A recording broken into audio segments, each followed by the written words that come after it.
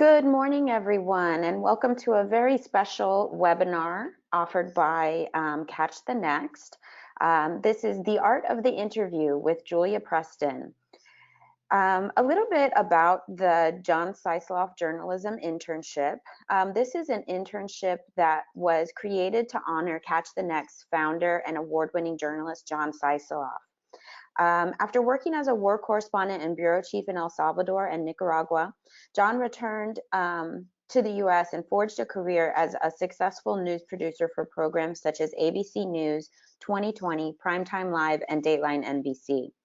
In 2001, he joined the Public Broadcasting Service, and in 2004, founded Jumpstart Productions, which created Now with Bill Moyers for PBS. In 2009, in an effort to raise college completion among Latinos in the United States, John founded Catch the Next, and he was also the co-author of America, Democracy's Local Heroes. So this is a webinar that we are offering with a friend and colleague of John Siceloff, the Catch the Next co-founder, Julia Preston. And Julia Preston is a contributing writer covering immigration at the Marshall Project, a nonprofit newsroom focusing on criminal justice. Previously, she worked for 21 years at the New York Times, covering immigration for more than a decade. Before that, she was a Times correspondent in Mexico for 6 years. With 3 other Times reporters, she won the 1998 Pulitzer Prize for reporting on international affairs for a series on drug corruption in Mexico. So we're very honored to be hosting this webinar with Julia Preston, who will be giving some advice on the art of the interview. Before we get started, I just want to go over a few reminders or a few tips for how best to participate in the webinar. After Julia's presentation, we will have some opportunity for you all to ask questions about anything that she covers or anything that you'd like to know. But you'll notice right now that all attendees do come to the webinar muted, so you won't be able to participate just yet. But if you do have computer audio and a microphone, you will be able to speak directly to Ms. Preston during the Q&A time. If your computer audio or microphone is not working, you can go to your GoToWebinar control panel and change the audio from computer to phone call. If you do that, then it will give you the number to dial as well as a code and a PIN number that you'll have to enter to be able to participate. If you have any questions at all during the presentation, you can feel free to type that question into the questions pane, and I will be getting that and I can read it during the Q&A portion. Whether it's during the presentation or after during the Q&A portion, if you don't have a microphone or phone audio to be able to speak to Ms. Preston directly, you are welcome to type your question or comment into the questions pane, and I will read it for you.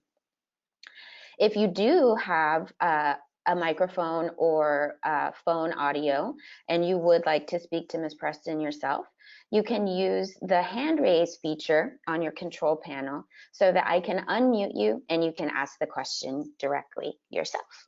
If you have any questions at all, you can also email me at lydia.cedebaca, lydia.cedebaca@gmail.com, and I will work to make sure your webinar experience is as smooth as possible. And so without further ado, I am going to now turn it over to Julia Preston. Thank you, Lydia, and good morning, everybody. Really appreciate that you are taking some time to be with me so we can talk about how to conduct an interview. So let's start with the question, do I really have to interview this person? Can I just go to Google? Can I just look it up? And the answer to that is yes, I'm afraid you do really need to interview the person. People are the best sources in journalism. There's no replacement for a one-on-one interview. the person people have the first-hand information. They saw what happened. They know what happened, or they did the research, they did the study, they were at the meeting, they know what happened the best, better than any other source. And people have the best information and knowledge and insight into themselves, which is part of a very important part of an interview, is finding out what that person, what insight and what knowledge that person brings and how they feel about it or how they think about it. So let's go to the next slide. There are different kinds of interviews, and you all know this, but I'll just put it out there for you to think about. There's a short interview, which you probably would do on the phone to gather news or to get information about a policy or a set of events. You might try and call the police chief, or you would call a teacher who has something that they want to talk about, or you would call the office of the governor, or you would call the state house, or you would call, I don't know, the local rescue, animal rescue society if they have some program coming up. And you would probably do that interview on the phone, and very well the way you might be taking notes on that would be on your computer or on your laptop. There's also a short in-person interview to gather news or information. You might, if you were covering the State House, for example, you might go up to a lawmaker in the hallway and speak to that person for 5 minutes about some policy or some law or something that was happening on the floor of the legislature, or outside the police station, or at a crime scene, or any number of places where you might just approach somebody who has information and interview them very briefly. Then you also might do a sit-down interview, which I think is more likely to be the type of interview that some of you will be undertaking, where you go, you arrange a meeting, you sit down with someone to talk about some program that they're undertaking or some experience that they had. You're talking with that person about some objective reality that they know about. Or the last thing is, you're interviewing some celebrity or some famous person about themselves. And sometimes there can be a combination of those things, but the sort of ultimate expression of the interview is when you have someone who's a very well-known person or becoming a well-known person, and you're interviewing that person about themselves. All right, let's keep going. So here are a couple examples quickly, just so we can get familiar with this, of different kinds of interviews. So this was a terrible episode that we spoke about in the first webinar, which was the shooting of Atatiana Jefferson when she was at home in her living room by a police officer who shot one shot through her window and killed her. So let's go look at the interview here. Next slide, please. In this case, the interview was just a news interview with her sister. So we have a quote in the top of the story from Ashley Carr, her sister, who said, "Whoever she really cared for, she went all in for it, people and animals," her sister Ashley Carr said in an interview this week. So this is the type of short but very impactful interview that you do when you're gathering news. All right, let's go to the next example. This was a story that appeared in the Washington Post. It was a long profile of a man named Stephen Miller. And Stephen Miller is an important advisor, principally on immigration issues, to President Trump. He's a White House official, and he has been very influential on immigration policy. So let's go to the next slide. And it turns out that these two reporters, Nick Miroff and Josh Dawsey from the Washington Post, had an interview on Friday, so presumably that means it was just before this story was published, with Steve Miller.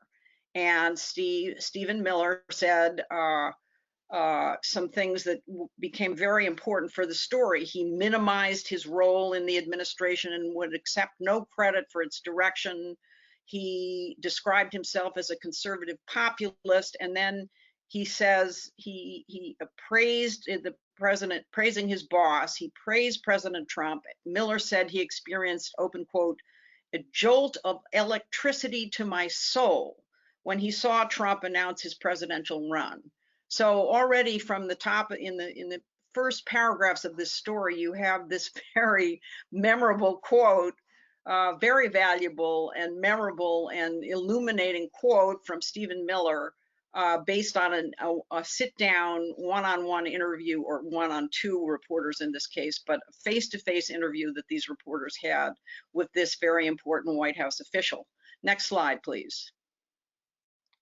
Another way to go is that this is an interview with Greg Abbott, the governor of Texas, that was done for a magazine called El Alcalde, which is actually, or it's actually The Alcalde, my mistake.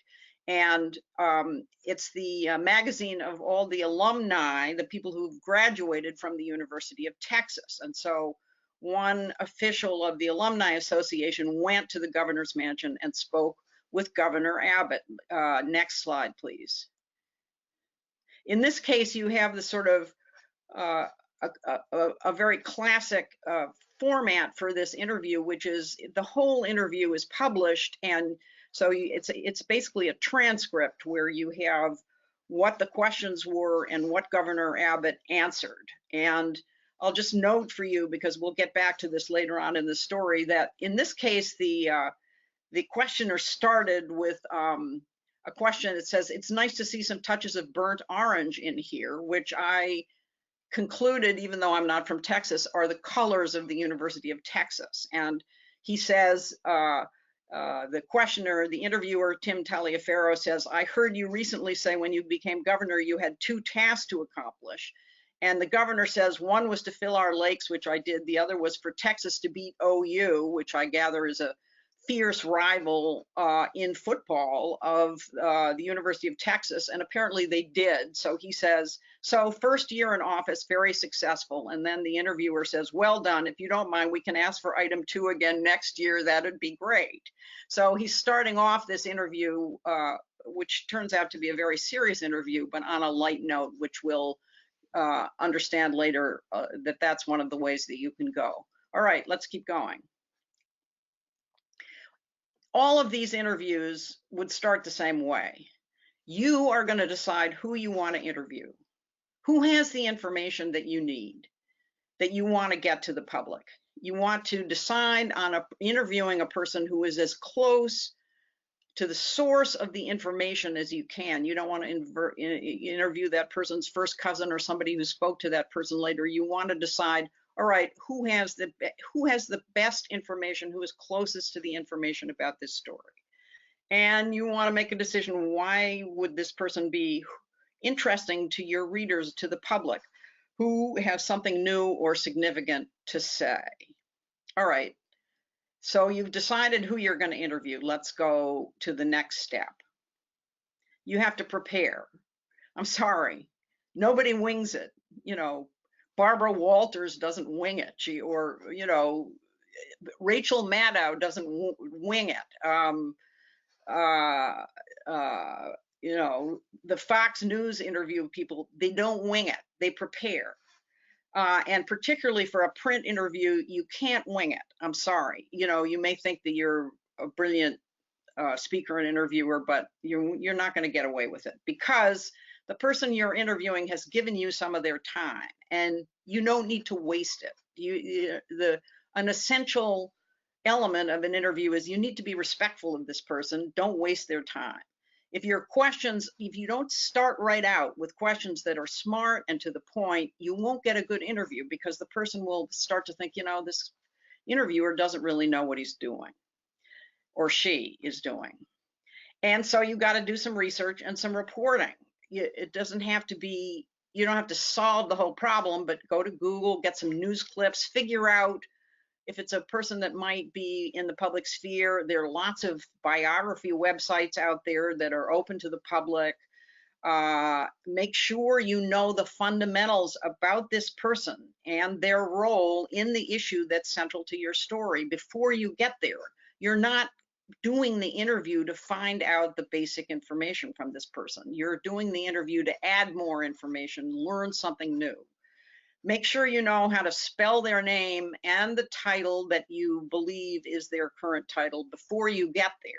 You can check that and double check it when you get there, but a person, if you arrive in an interview and you don't even know how to spell the person's name, they're going to think that you're pretty dumb. All right, there's more preparation coming. Let's look at the next slide. You need to make a list of questions.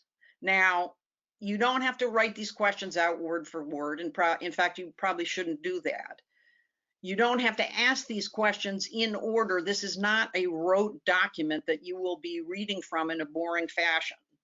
This is just an exercise that you will go through to clarify your thoughts and make sure you know what your goal is for the interview and what the questions are that you need to ask to get to that goal. The list should include every question you have to ask to get the information that you want to report. So this is primarily an exercise in clarifying your own thoughts so that you have a game plan before you go in. It's like a game plan for a game. I mean, you need to have this game plan. And do your best to get the whole interview, the structure of the interview, into your head before you start, because the best way to conduct an interview is if it's free-flowing, if it moves along, if you are in control of the interview, but you're not having to sort of stop and think and question and wonder and roll your eyes to the ceiling. You want to be engaged in a conversation that moves efficiently and in an interesting way with this person. So once you get to the interview, you want to have the list of questions in a place where you can glance at it so that you just you don't lose track of your own thought. But you don't want this to be a kind of, a laundry list that you're going to have under your nose the whole time that you're doing the interview. All right, we're starting the interview. Let's go to the next slide. All right, we're approaching the interview. So you need to be ready for this interview. So this is a statement of the obvious, but if you want to go to the interview with a notebook, remember that 20th century technology that, journalists used to use? We still use it. It's still important. It's very important. You have to have your notebook, something to write with that you know is going to work, and your laptop, if that's the tool that you're going to be using for this interview. You have to have it all set to go. But in general, for a face-to-face interview, you shouldn't be planning to use your laptop to take notes, because you're putting this big, or anything that you're typing to take notes, unless you're incredibly good at it and can do it without any kind of obstruction or a distraction between you and the person. In general, for a face-to-face interview, you should be expecting to take notes with a pencil or a pen. Now, in the modern world, basically, you don't have an excuse for not making a recording of an interview. You can record it on your phone, or an audio recorder, but so many of our phones have the capability to record now that you really should be ready to make an audio recording of an interview, especially if it's a sit-down one-to-one interview. It's extremely important to have a word-for-word transcript of what the person said in the interview. So, statement of the obvious, make sure your phone is working, make sure that you have enough storage so that you can get the whole interview, make sure the battery's not going to run down. You just don't want to have to stop and deal with your technology in the middle of the interview just when the conversation gets good. All right, let's keep going. All right, another statement of the obvious, but why do people forget to do these things? You need to be there on time, in the right place. You can't call the person when the interview is about to start and say, oh, I thought it was on X Street, but it turns out to be on Y Street. Nobody wants to hear about those problems. an interview is a grant of a person's time. Make good use of it. Don't bring them into your problematical world. Now, right at the top of the interview, I recommend that you take control of the interview and the environment by checking the biographical, just some basic biographical information. If the person's age is relevant, ask them their age. Make sure that you know what their current title is. So just say it right at the top of the interview. I just want to double check a couple of facts here. You know, however, you want to be thoughtful about this. You know, you're not going to ask the governor of Texas what his title is, or you're not going to ask Selena Gomez when you get the big interview with Selena Gomez, you know, what's your title? I'm a singer. You know, you don't want to ask a question that's going to make you look foolish at the top of an interview, but you do if there's a little bit of information that you can elicit at the top of the interview. That's a way that helps you kind of take control and show that you are serious about what you're doing. All right, let's go to the next slide, please. All right, I'm just going to give you some basics, some very basic information about what we call ground rules. We could have a whole other webinar about the ground rules, but since this is a topic of conversation, I'm just going to give you a little bit of the basics on this, which is that interviews are on the record unless you and the person you're interviewing agree otherwise. So in general, as a general rule, an interview needs to be on the record. That means that everything that the person says in that interview can be published and under their name, attributed to their name, and as part of the interview at the time and location that you're giving it. And as a general rule, journalists should resist giving interviews or participating in interviews where the people don't want to be on the record. Now, so presumably this, I'm hoping that as you set out to do your, you know, some of you may perhaps your first interviews, this will not be an issue that will come up, but I do think it's important for you to understand it, because the person you're interviewing may ask you about this. Is this on the record? The answer is yes. This interview is on the record. And let the person know that you're going to make an audio recording and get their consent. I would like to make an audio recording. Is that all right with you? The answer should be yes. And you should be ready to do that. And you should really resist if they say, well, no, I don't really want you to do that. You should be able to make an audio recording because for accuracy, you want to be able to record exactly word for word what the person said. There are a lot of questions about what does it mean when something is off the record. Off the record is terrible for a journalist. You do not want a person to go off the record, because off the record means that you can't use that person's name, nor can you use the information that that person provides unless you completely and wholly confirm it from somebody else.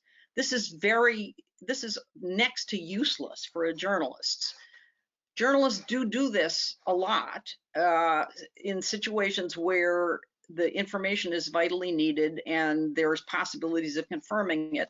We could perhaps talk about this another time, but I'm just giving you the basics here, which is you want things to be on the record, and you definitely don't want things to be off the record. There are various gradations in between that we could, you know, would be for another lesson, but that's the basics. Your interview is going to be on the record, and you are going to make every attempt to have a recording of this interview if you can. All right, let's go to the next slide.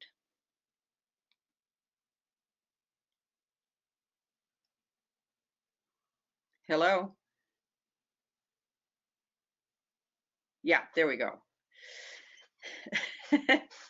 There we go. So different kinds of interviews. Are you going to do a, you know, is this going to be, what's the attitude you're going to take to this interview? In my preference is if you're doing a telephone interview, you have 10 minutes on the line with the police chief or somebody from the governor's office or you know, somebody from the faculty of the community college or a teacher who's very busy and doesn't have much time. Then you don't want to be shooting the breeze. You want to get right to the point about this. And, you know, people will not think you're rude if you say, you know, hello, how are you? Thank you for your time. I really appreciate it.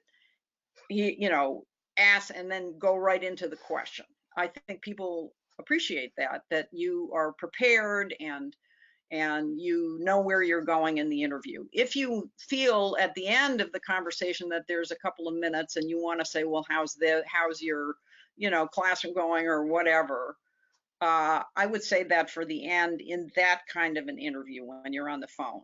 In a longer face-to-face interview, sometimes it can be useful to ask a lighter question, what we would call an icebreaker question, just to put the person at ease. You're going to be spending more time and you're going to have time to develop the interview. And you saw that, for example, with the interview with Governor Abbott, where he was in the governor's office and the person came in and the first question was really about the football team and you know, this epic rivalry and something that both the interviewer and the governor could appreciate and laugh about.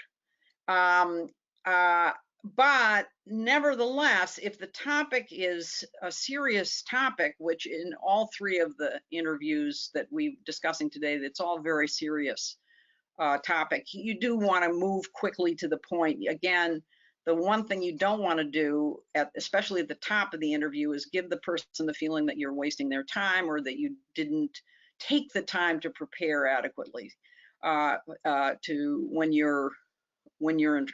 be ready when you're in front of them. Now, this is essential to an interview. Listen. You're there to listen. Follow what the person is saying.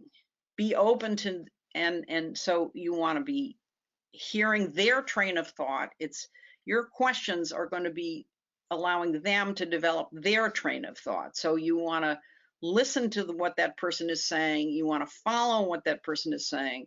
You want to be particularly open to having the interview go in a direction that you didn't anticipate. They might bring up something new that you didn't think about, and that could end up being the major piece of your interview, what we would call the lead or the news topic of your interview. So on one hand, you want to be listening, but you also want to be open to hearing something new that you didn't know about. Let's keep going.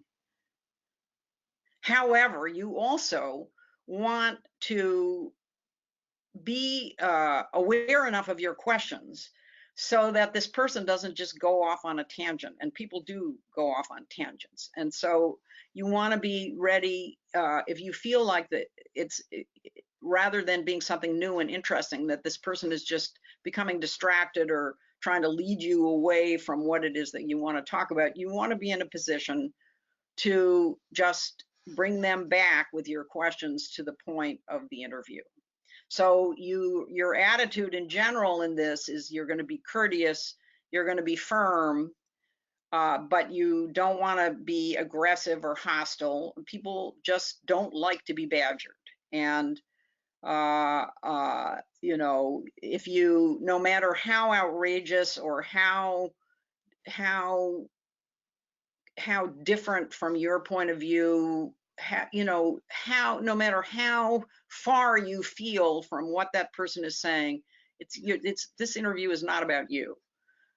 This interview is you're creating a space through your questions and your attitude and your preparation for that person to tell you as much as possible about the issue at hand. So be prepared to hold your ground, but also be prepared to listen and be very calm and very firm. And again, by the end of this interview, if this interview turns out to be about you, then you failed. The interview needs to be about the person that you interviewed. All right, keep going. During the interview, you're going to be taking notes. Now, again, this is why I think it's important for an interview to have a recording device, especially if it's a sit-down interview. Obviously, if you're interviewing somebody on the phone, you can be taking notes on your laptop, and that will be fine. If it's a sit-down interview where you're face-to-face, just do your best to take notes as precisely as you can without interrupting the flow of the conversation. And at a certain point, you may just have to rely on your recording. But before you finish the interview, in your notes, you need to have the correct spelling of the person's name, that person's age, if it's relevant, which very often it is, even though we think it's embarrassing to ask people how old they are. Their correct title, the date and location of the interview, and all the contact information that you'll need for the source. So you need to have a complete description in your notes of that kind of universe of information about the source who you interviewed. Because if you are going to use material from this interview in quotes, or you're going to publish the interview the way it was published in the Texas Alumni Magazine, you may not publish a single word that was not either in your notes or on the recording. If you are going to use material from this interview in quotes, it has to be exactly what the person said. You can't paraphrase in quotes. You can't say, oh, I know he said this at the end and this in the beginning, but I can't remember the middle, so I'm just going to I think this is what he said. You can't do that. If it's going to be in quotes or published as an interview transcribed, it has to be word for word exactly what the person said. You can leave out the ums and, ers and ums and those kinds of things, but the content, the words that have content, they have to be exact. Okay, next slide. After your interview, as soon as possible, sit down with your notes, go listen to your audio, make sure you've got the whole audio that you needed, and if you possibly can, back up your audio. This is obviously much more important if it's a sit-down interview where the whole content of the interview is going to be extremely important. If you discover right away that there's some piece of information that's really vital that you didn't get, call the person back right away, say, oh, I'm so sorry, I just realized I didn't get this piece of information. You definitely, that's not a good experience to have. You want to be prepared enough so that you won't have to do that after the interview, but you might have to do that. And this, as a general rule, and there are lots of exceptions, and we could talk about that in a whole other webinar as well. But as a general rule, once you've done the interview, you've clarified the ground rules for the interview, you've conducted the interview in a professional manner, you are not going to seek the permission of this person to publish the interview. The interview is yours then if you did it professionally and right, and you do not have to seek permission from the person to publish the interview.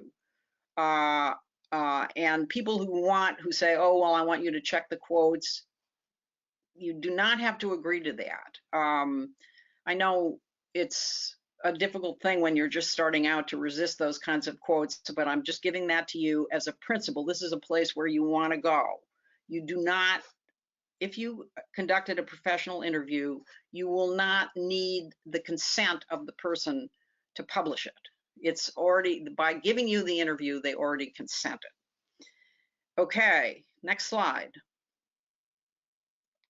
All right, so here's some quick examples of different kinds of interviews. You remember that we had from the story, this terrible story about Atatiana Jefferson. We found out that she was known as Tay. from the interview with her sister, whose name is Ashley Carr.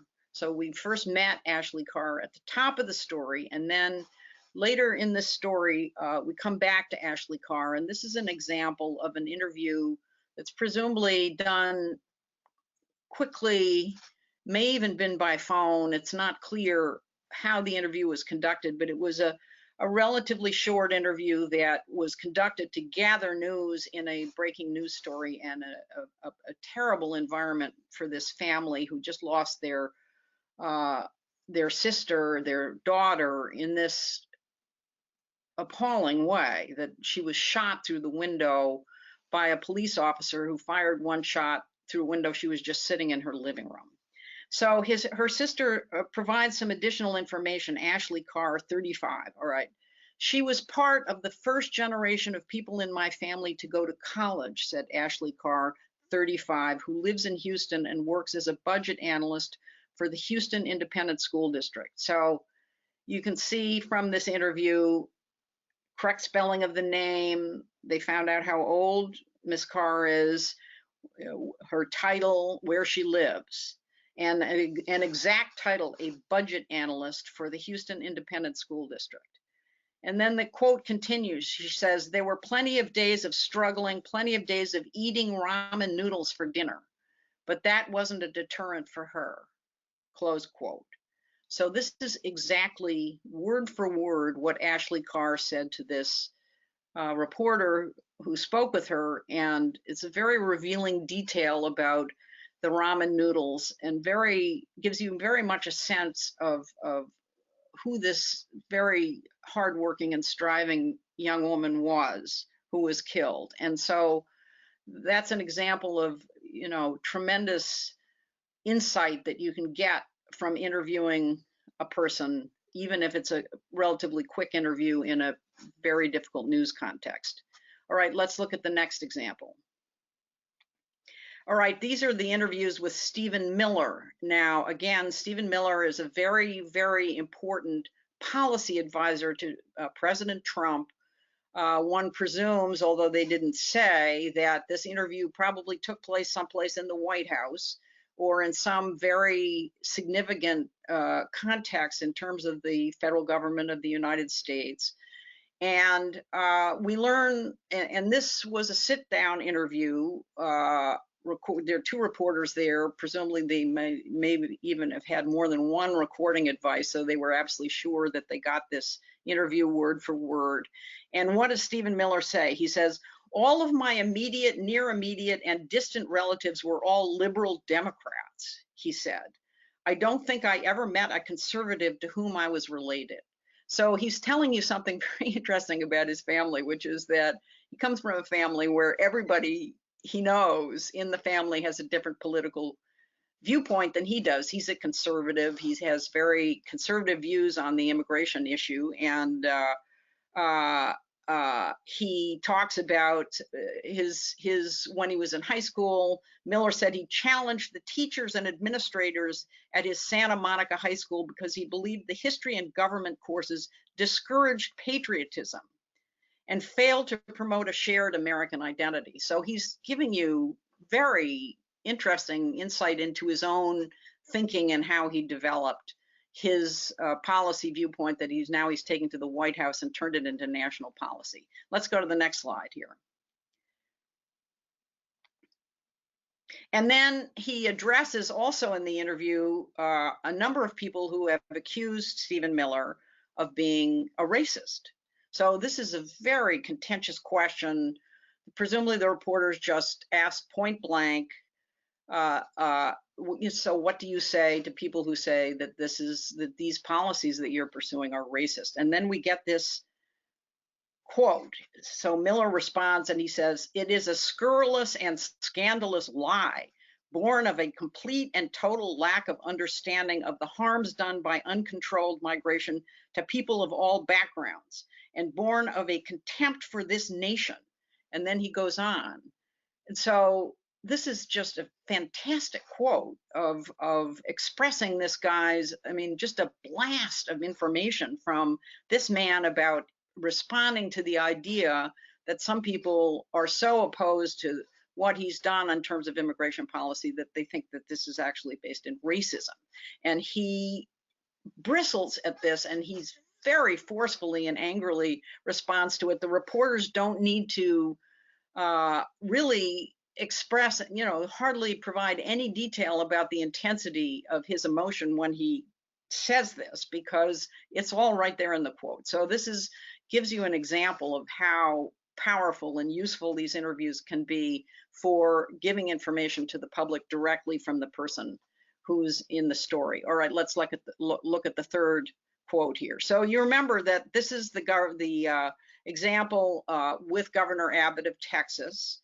And the interview started off on a light note where they were sort of bantering about the football team. And then it goes on for quite a while. And at a certain point, the interviewer asked Governor Abbott a question about the Fisher case, which was a famous Supreme Court case that tested the University of Texas's approach to affirmative action in admissions.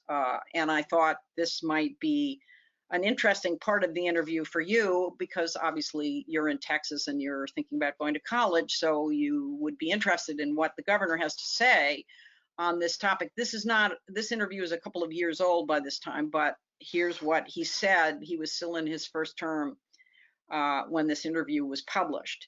And the governor says, the university has been focused on assuring that they have a diverse student body. And they have, I think,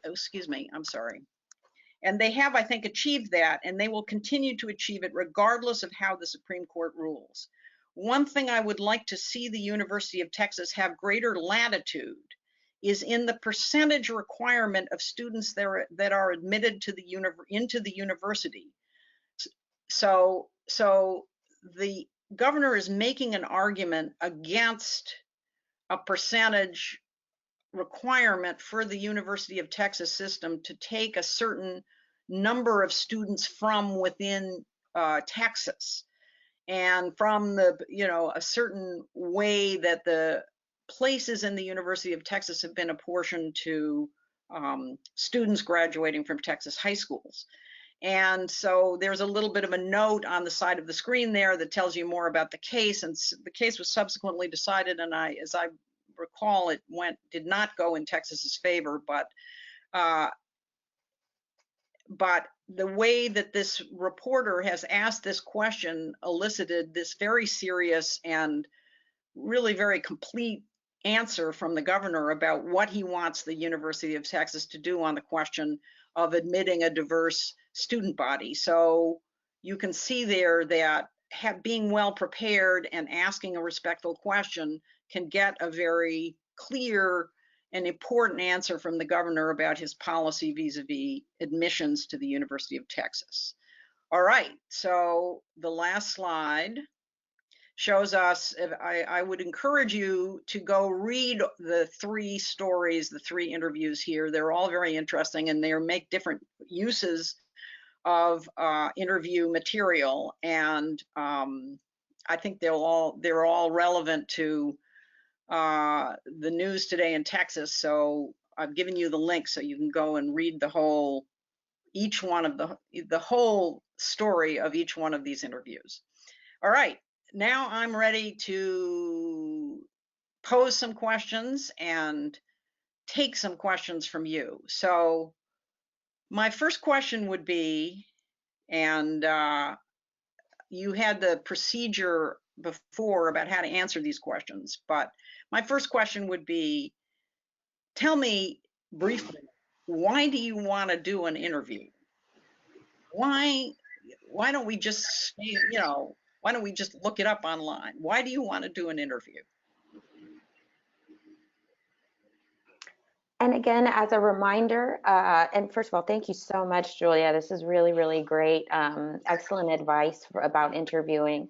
So we have, I was just going to say, just as a reminder, if you would like to, if your audio is working, your mic is working, and you would like to speak to Julia directly, you can use the hand raise feature. If you don't have a microphone access, you can type your answers to Julia's questions into the questions pane on your GoToWebinar control panel.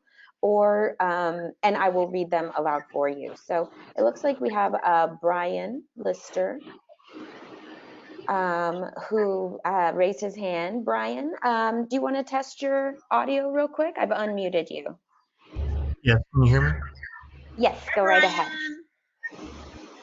So the question was, why do we do interviews, right? And not just Google something, right? Mm-hmm. Yes. Okay. Because I think this is what you said. Because interviewing an individual who was like directly involved with the event or subject can provide like more clarified information and something like that, right? Or it's Yes. just generally better to interview somebody who was involved with whatever the topic is. Absolutely. I mean, Mhm. you know, at the end of the day, all of our news, all of our public, everything we are looking at as journalists is about people and what people did. It's, I think, particularly easy these days to forget, because we get so much input from the web and from, indirect sources or things that, something that somebody posted on Facebook. We forget that this is really all about people making decisions, people having personalities, people creating things. It's all about people. And you really learn so much when you talk to the person who was directly involved. You hear their tone of voice, you see their body language, you get a feeling for their attitude. Were they open? Were they defensive? How were they? There's just so much information when you get a direct interaction and that you've gone to the source of the information. You're not getting it secondhand.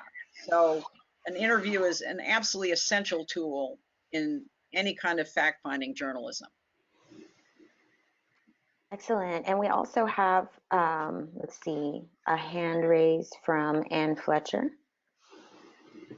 And do you have audio? Can you hear me, Lydia? Absolutely. Go right ahead. Hi, So Ann. I'm here with my Ascendare students, Yay. and they will be interviewing their mentors. So I think that one really important piece or reason for doing the face-to-face interview is to establish that personal connection. Absolutely. Absolutely. So much of journalism is about trust. A person who allows you to interview them is trusting that you will faithfully and accurately record and report what they said and what they think and what they believe. And if you don't take it seriously, and if you don't get it right, then that bond of trust that is not can be damaged. And if you do create that trust, then not only is that a successful interview, you've conveyed what that person said, but you've also built a relationship for the future. And in journalism, this is actually a very important thing to do, because step by step, interview by interview, your entire career is based on the trust that you create by creating that personal relationship and then accurately conveying to the public what that person said. Do we have any? Were there questions, Lydia? Did anyone have a question, or should I go ahead and ask another question? Anyone have a question? Yes. Yes. I had a comment, or perhaps a question. Can you hear me? Absolutely. All right. I have a question, Julia. Why should you be taking notes, or what can your notes provide that the recording, if you're recording it, Why do you need them both? What purpose might the notes serve if you've got the recording? Well, first of all, I just think it's a good exercise to have your notes in front of you. Again, and this is, we're talking here about an interview that's basically for print. I should clarify that, because obviously if you're making an audio interview that's going to be broadcast, you don't want to be scratching away on your notepad because it's going to wreck the audio. So this whole discussion has been about an interview for print.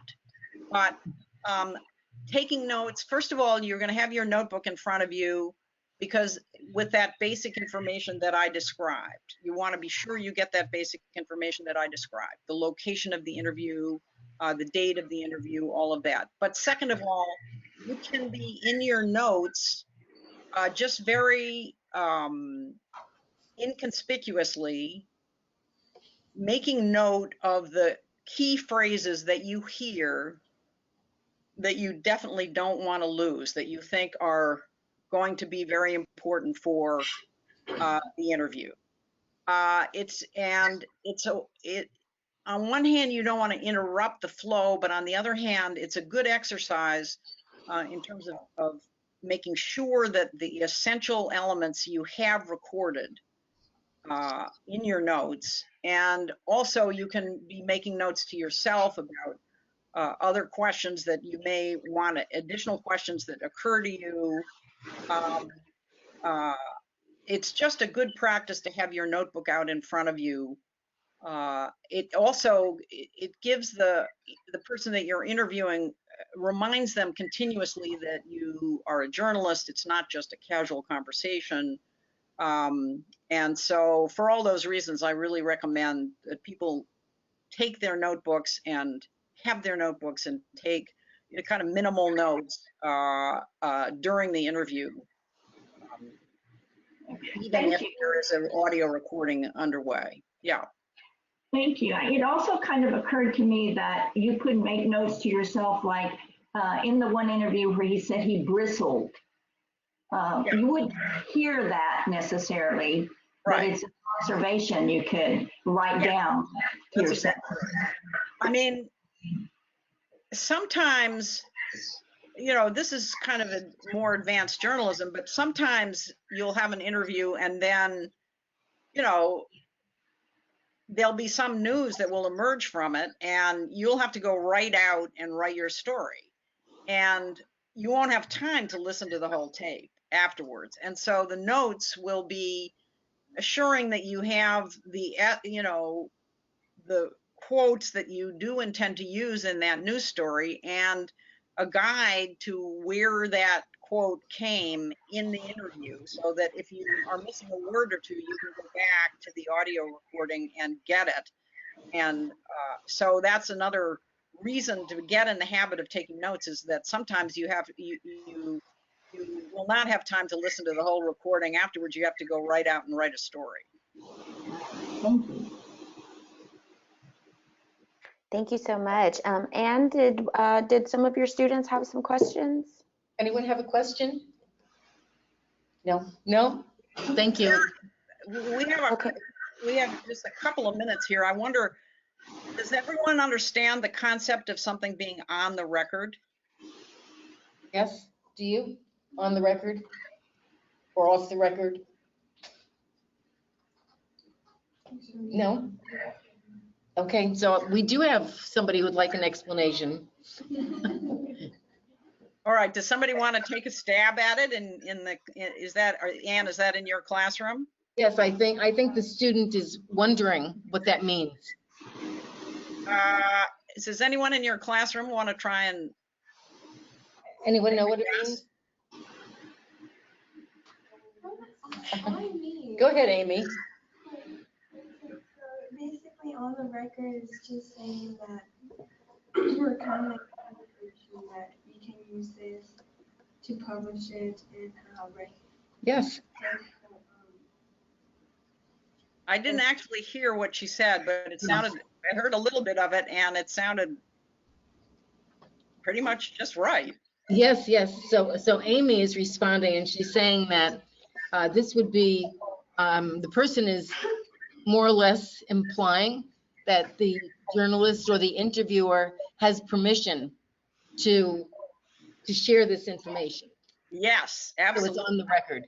It's on the record. It can be published.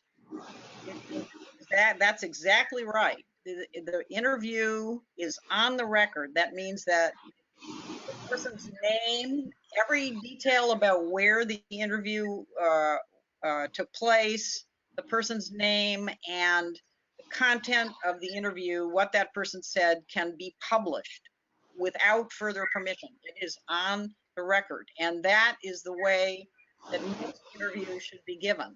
I'm partly sharing this information with you because I know there's a lot of sort of chatter out there about things that are off the record and on the record and what does it all mean.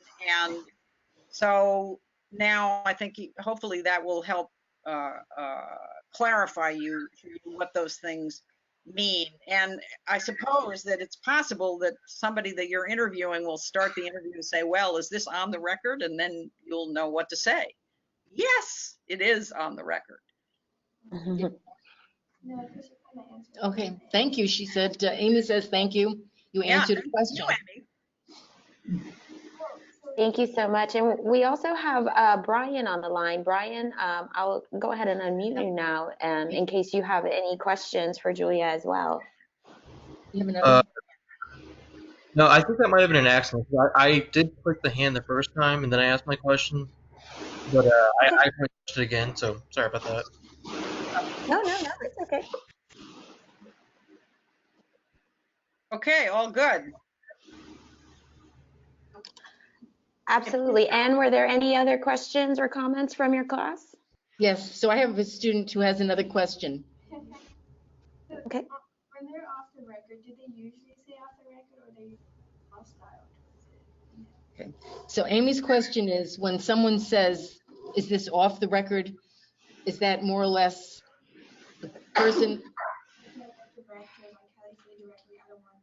Is it something that's very direct and maybe could be hostile? It's definitely not where the journalist wants to go. A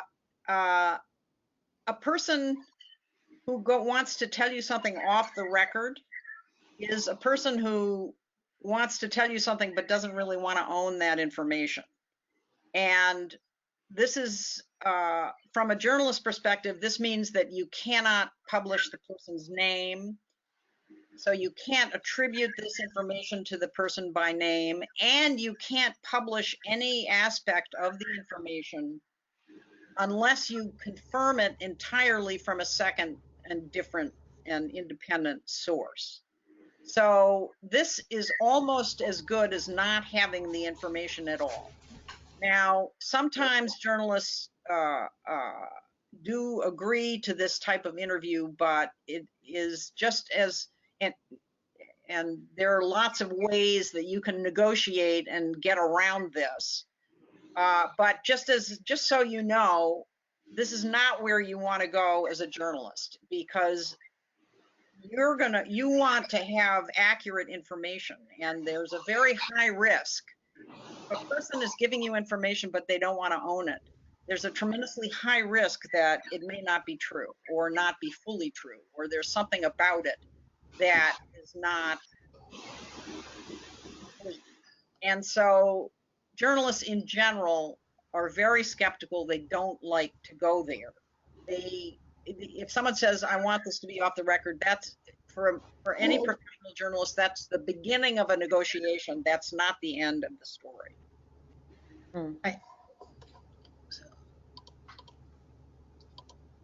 I think that's a great point. One thing that I was wondering about is in the second type of interview that you mentioned, where you might be sort of catching somebody quickly, outside the state house or at a particular event. And if it's assumed or implied that anything is on the record. What if somebody says something and then goes back and says, no, you can't publish that, or something like that? When you say it's the, when you say it's the beginning of a negotiation, how would you negotiate that? Well, I mean, obviously these are things that skills that a journalist develops over time, but that's why I said in the webinar, an interview is on the record unless the parties, the journalist and the person being interviewed, agree ahead of time that it is not. Ahead of time. Okay. Once somebody says something to you as a journalist, if you took notes and you're performing in a professional way, you have your recorder and your notes. Once somebody has said something to you, they can't go back later and say, oh, you know what, I really, sorry, can we take that off the record? The answer is going to be no. Okay. Now, I understand, from being a student in Catch the Next to getting to where you can say no to a lawmaker in the hallways, White House. There's a little way to go there. I get that. I'm just giving you the basic principles here, which is that interviews, you need to create the conditions so that people can own what they're going to say. And you have a professional responsibility, but then so do they. Right. Once they've said something, they can't go back and say, oh, can we not, sorry, can't. Yeah. Okay. That's wonderful. Are there any other questions or comments before we wrap up today? Ann Fletcher? So I just wanted to say that I think that this is really so important right now when we're hearing what's happening in Washington, D.C. With the whistleblower and all of these other people who are being interviewed, and they're going on record.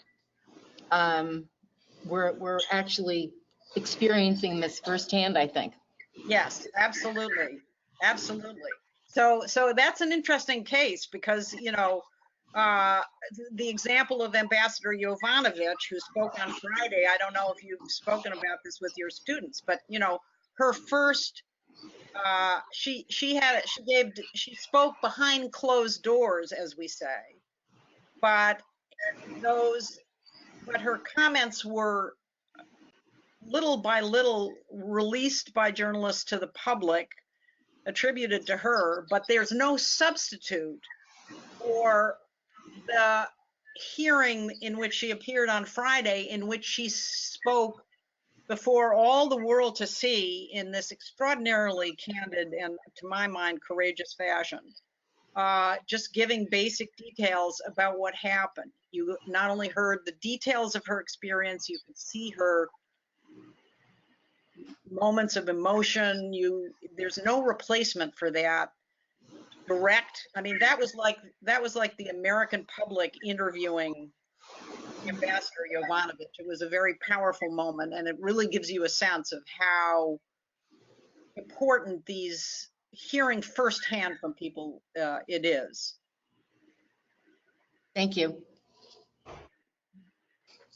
Thank you. And thank you to all who have been able to attend our webinar this morning. And a big thank you to Julia Preston. We can give her a round of applause since everybody can be heard.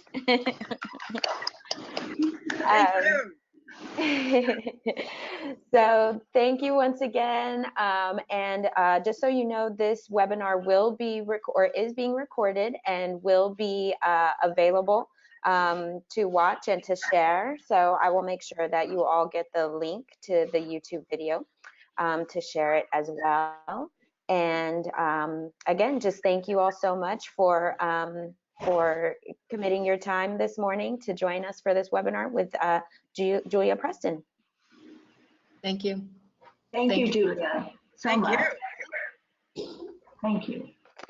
Thank you all. Have a wonderful day. You too. Bye-bye. Bye-bye. Bye-bye. Okay. So, just see here. We usually get a little message here about leaving the webinar, but I don't see it happening. Webinar, I don't see it happening. there's an arrow. You mean this one here? Yeah, that's just for the sidebar.